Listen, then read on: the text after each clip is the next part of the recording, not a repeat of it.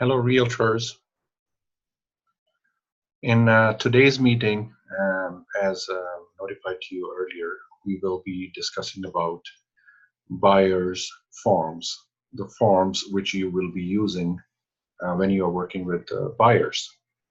Most of the forms are related to the buyers, but there are a couple of forms which will be probably common, and you should pay a little emphasis on those ones, how to fill those, because those are common for any of your clients or consumers when you want to develop a relationship with them. So there will be a few forms which are general forms which will be used when you're working with buyers as well as when you're working with sellers. So let's start this, and I'm going to take you to a presentation here, and then we'll go through those forms.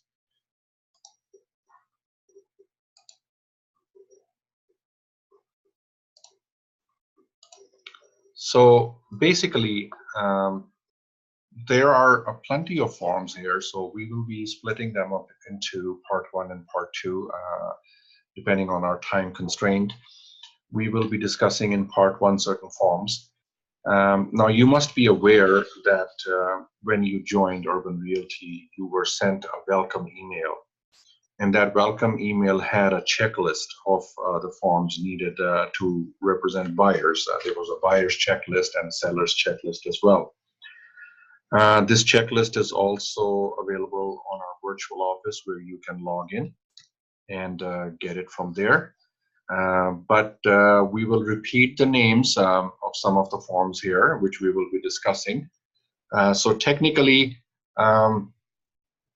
in a broad sense, we will be using these forms with buyers.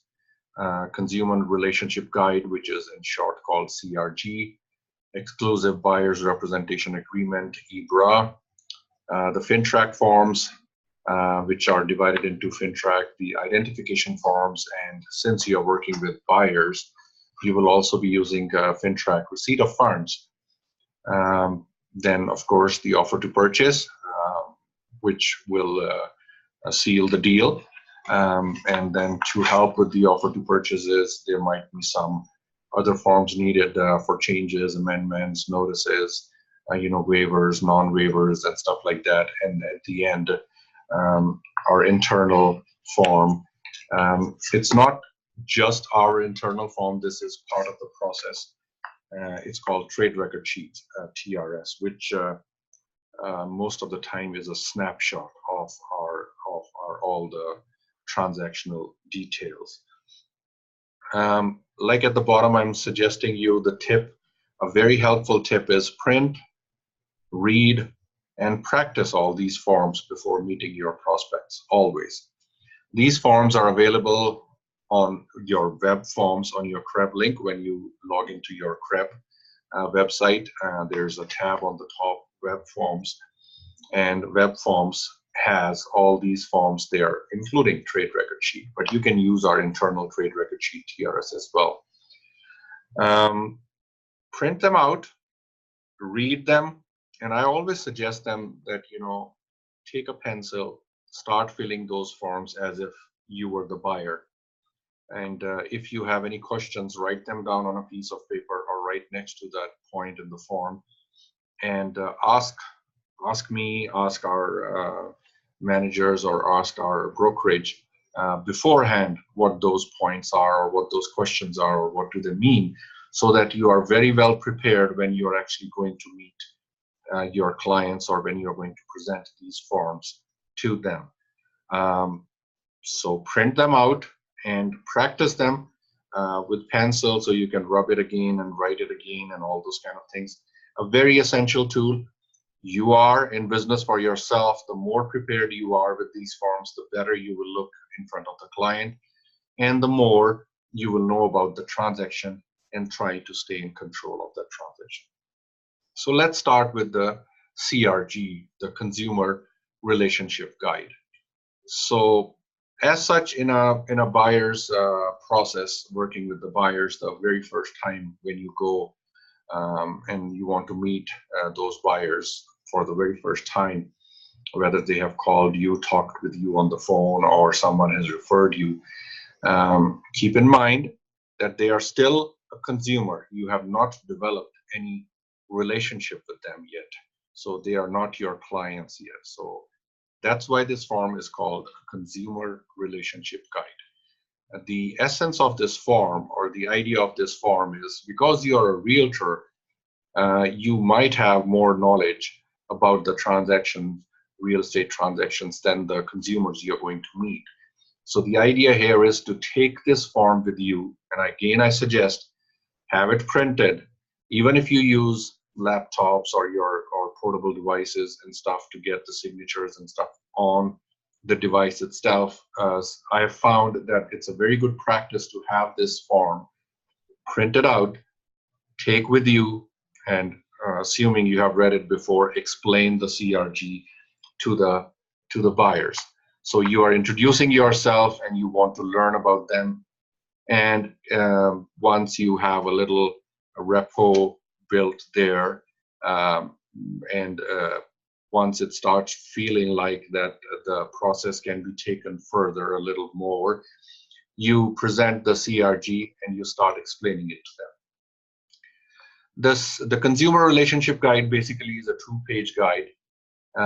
It's a very good document to understand and explain to the consumer how the process is going to work, what your responsibilities are, what the consumer's responsibilities are for you, how many kind of relationships, agency relationships, according to real estate, can develop, what will happen if there are any conflicts of interest, and how we will give you a chance to handle those conflicts of interest, or how we will be handling them.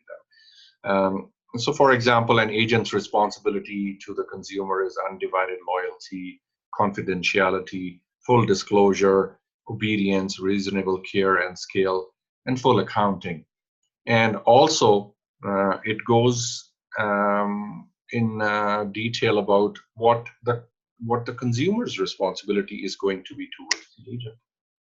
For example, giving agent any information or facts that would affect the transaction, paying agent's expenses as outlined in your agreement and stuff like that.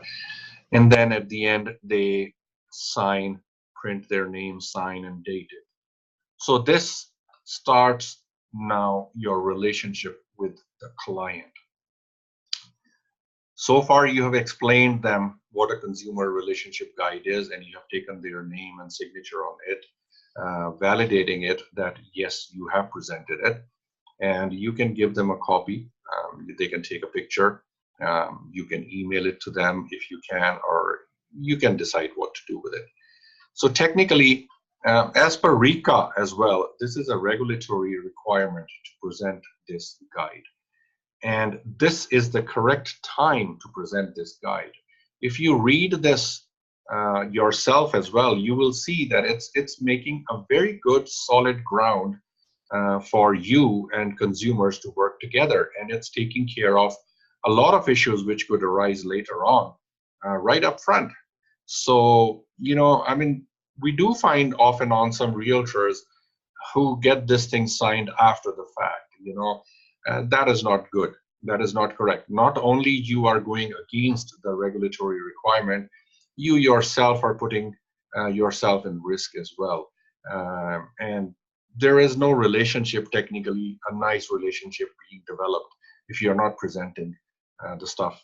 And we will see further down the slides that how good this is when you explain them what their responsibility is to the agent and what agent's responsibility is, how many kind of agency relationships can be there, and how we will handle them, and technically, all those kind of things. Now, they have signed this. They understand agency relationship. They also understand their responsibilities, which they have to towards you. And now out comes the exclusive buyer representation agreement. It is an exclusive buyer representation agreement, so it takes care of agency right away, that they will work exclusively with you. This is an exclusive representation agreement between you and them. So now CRG has been signed. and CRG itself had laid the ground basis for you to represent EBRA. And exclusive buyer representation agreement is the next step for that. This is going to actually develop the relationship between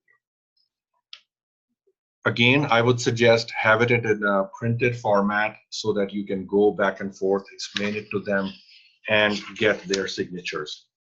In EBRA, technically, exclusive buyers representation agreement, it very, very nicely lays out the expectations of both sides, what they are looking for, what you should be showing them, what kind of agency relationship is there, which was again explained in CRG, and now they are agreeing to it. What kind of services will you be providing? Again, it will put an emphasis on what your responsibilities are, what their responsibilities are, and basically both parties now have a very clear idea of what to expect as a service. It also has sections which clearly shows that how a realtor gets paid and how much. Now, if you would have represented EBRA properly and you have the CRG signed, you will never ever have any trouble getting this section filled, where you show how much commission a realtor makes and who pays for it. And it will become very easy for you to explain that usually it's the seller which is paying this fee. You don't have to worry about it. This is how much we get paid. But now we are agreeing that if you want me to show all homes which are not even listed on MLS, meaning in which a prior agreement is missing to pay a commission, for example, if you're going to show them a FISBO for sale by owner, or you're going to take them to a builder, then there might not be an agreement already to pay a commission. So in that scenario, that the seller should be able to look after your commissions or your expenses at that point. So that's the section which it covers. So technically, agency relationship also, if something happens and it needs changed, for example, in this one, they are starting with an exclusive. But if they happen to like a house which is listed by the realtor, you yourself, or by your brokerage, since we are in common law, then it will become a transaction brokerage. And it also explains here that during that situation, if you think it's a conflict of interest, how are we going to handle it? Usually there is a form called agreement to represent both buyer and seller, which will be filled. That's disclosures to both parties saying that the seller and the buyer both are being represented by the same brokerage. So remember, this exclusive buyer representation agreement, you need to have an agreement number put on top right corner of each page. You can pick any number as long as it's the same number on all the pages, so that it makes this 4-page contract a single entity. So the agreement number goes on top, your initials and the buyer's initials go at the bottom of each page, and you have to take their full information at this point at the last page, their name, their address, their contact information. Very essential. This needs to be filled completely. Their phone number, their email address. It's good for you too. You know how to contact them. You know a lot of information about them. And down the slides, we will also come to know that how easy it is to transfer this information to other forms which we will be using without disturbing the buyers again and again. And also, it's a good business practice to have a full information about your clients in your own database for future references, asking for referrals, and as a brokerage, we need this information as well, as complete as possible. In today's world, there is no excuse for not having an email address or a cell phone number or the full name and address of that person. Write it from the EBRA. It starts from the EBRA.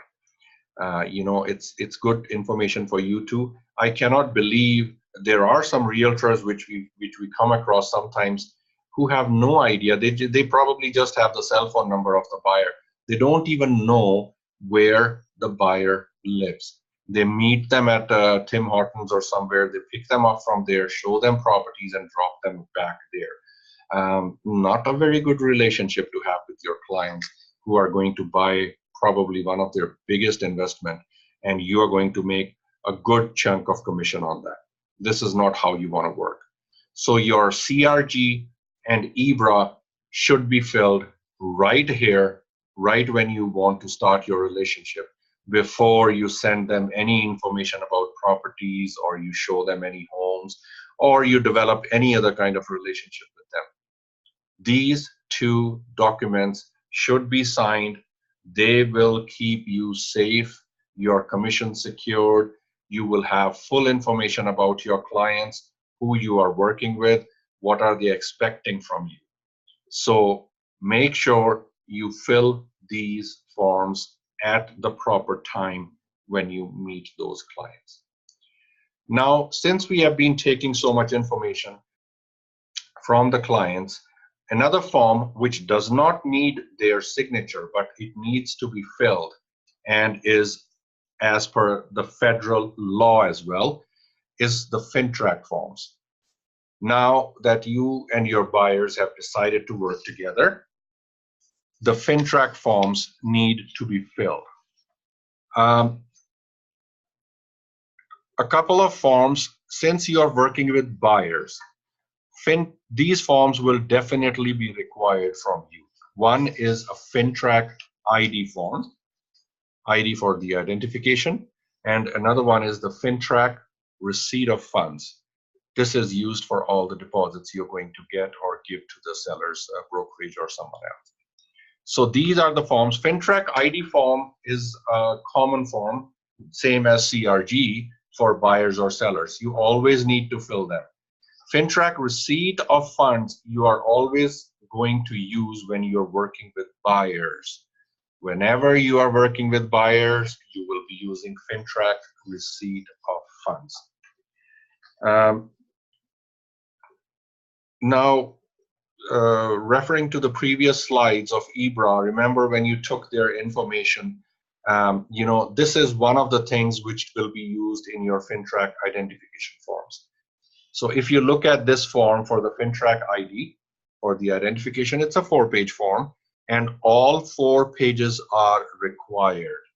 Even though the 3rd page and the 4th page mostly is just tick marks, does not need much to be filled, just needs to be checked. Do not think that we are okay with just the 1st page, which has the most information. We need all 4 pages filled, marked, completed by the realtor, right? So, and try not to postpone getting this filled, because you are already taking this information from the clients. These are very easy forms to fill. If you had printed them earlier and if you have gone over them, you will know exactly what to ask and what kind of information to get from them. So FINTRAC ID form, if you look at those that form, you know, even though federal government wants it, but look at the information on the very first page. This gives you so much information about the client you are going to work with. You know, you need to feel safe as well. Who are you working with? You need to have some information beforehand. Why would you want to work with someone, let's say, for example, who's not even going to qualify for a mortgage because that person is unemployed because of that reason, right? They will not get approved for a mortgage. And if you look at this FINTRAC form, you will know that one of the fields is they require nature of principal business or occupation. So something like this gives you so much information, makes you so confident to move forward that you should not have any issues. And getting them filled at the proper time takes care of your paperwork, and you are not struggling and running around you know, later on when it's hard to find the clients once the deal is done, or asking lawyers to do this for you and all those kind of things. And we see that in everyday life. The realtors do not present the paperwork on time, they do not get it filled on time, and it doesn't reach our office on time. And like any other office, any other good office, we are very particular about the documents which we need. So let's discuss a little bit about the FINTRAC ID form. Now, the top portion, you can leave it blank for now because that asks for the transaction property address, which still has not been decided yet. So you can leave that blank for the present time, but fill out the sales representative name, which will be your name, and date information verified when you took this information from them. So section A is the verification section, and it has subsections A1, A2, A3. You only need to fill one of them, whichever ID you choose to take from them. The list of the IDs are written, printed right on the forms, which IDs are valid, which are not. So if you are taking a combination of IDs, and depending upon which ID you take, you will have to fill either A1, A2, or A3. But before you proceed to A1, A2, A3, the general information is full legal name of the individual, the address, date of birth, and the nature of principal business or occupation. Just writing self-employed is not enough. You have to write self-employed, then you will have to write with it what kind of employment it is. Self-employed in what? It's a mortgage broker, is a restaurant owner, or a catering business. All those kind of things. Even writing as a manager, it's not enough. You have to write where, manager in which company, and what's the manager for. Food and beverage manager, operations manager, surveyor, whatever it is. You have to put more than one small word in it saying self-occupied and stuff like that. Now comes A1. So let's say if you're taking a photo ID, like a driver's license, which is the best one to take. It has the photo identification. You know the person who's giving it to you. You know it's the valid person. It's the correct person. So write down type of identification. It's printed right there what you can take. Document identifier number, license number, for example. Issuing jurisdiction, for example, Alberta, country, Canada. Expiry date of that document. It has to be put. Make sure that document is not already expired or expiring in a day or two. It should be a proper ID. If you do not have one proper ID, then you will go to A2 or A3, dual ID process or credit file. Much more harder to fill, but definitely you need to fill. You need to know who you are working with and what kind of a risk factor are they. Section B deals with, the third party. So it could be a co-signer, or it could be someone who's working on behalf or who's going to make decision on behalf of this person. For example, power of attorney. So unrepresented individuals could be someone who's giving a gift as a down payment, or someone giving them a deposit other than the actual buyers. Section C is the risk factor. Make a judgment call. Most of the time, the clients you're going to be working with are local. They have a good, valid address where they have been living, a good occupation and stuff like that. So risk factor, you will be the judge of risk factor, marking it. It's just a check mark. Now, one thing which you should keep in mind always is that whenever you are taking a photo ID of the person should be in front of you. Whenever you are filling this form or taking the ID, it should be in front of you. You cannot ask your client to send it in an email or a photo later on. You don't need to store that. You just need to take the information right in front of the person. Takes half a minute, 30 seconds, you fill it, away you go. Now, there are situations where the client is not in front of you, especially it happens in cases of sellers when, for example, if they purchase the house through you, but now they are working abroad and now they want to list the house without coming back here. They want to sign everything online kind of thing. So you need to take the FINTRAC ID again. And now since the person is not in front of you, they are not in the city or not even in the country, they are somewhere else. So what do?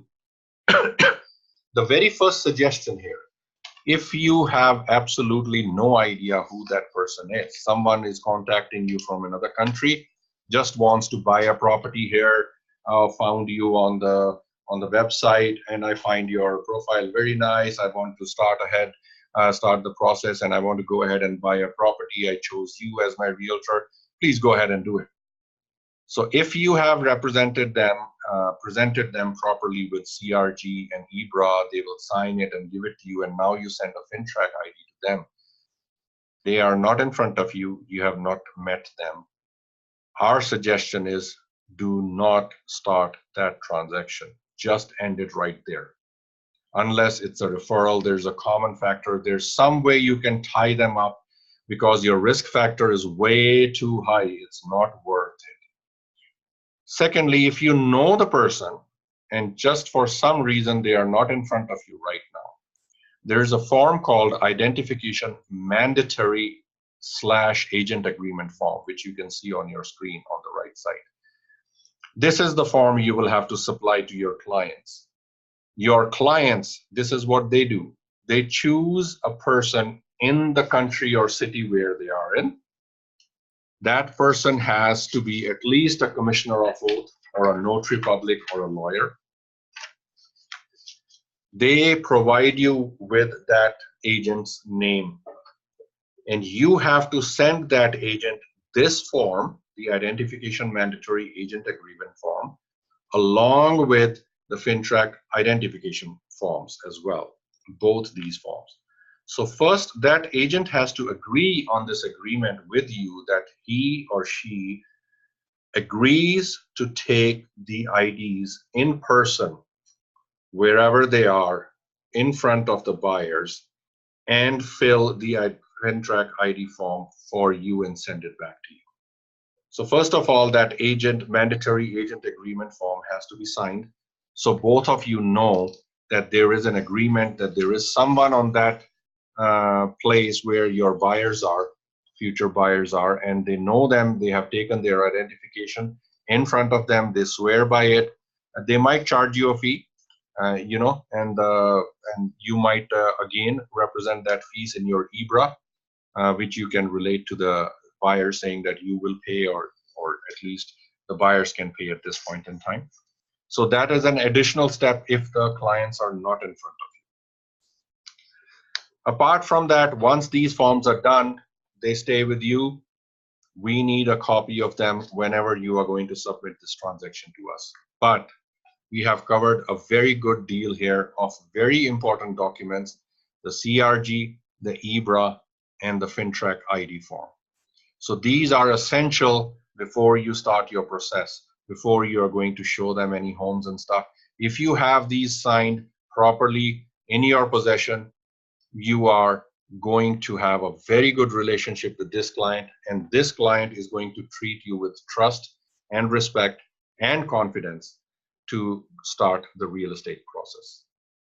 Now, since we are on the FINTRAC section, we'll discuss another form, which is the FINTRAC Receipt of Funds Record. You will not need this form right now. You will need it later once an offer to purchase has been filled. But since we are in the FINTRAC section, I'll explain you. It's a very easy form. This basically, whenever you represent a buyer, for every offer you put and for every deposit in that offer, you will need one of these forms.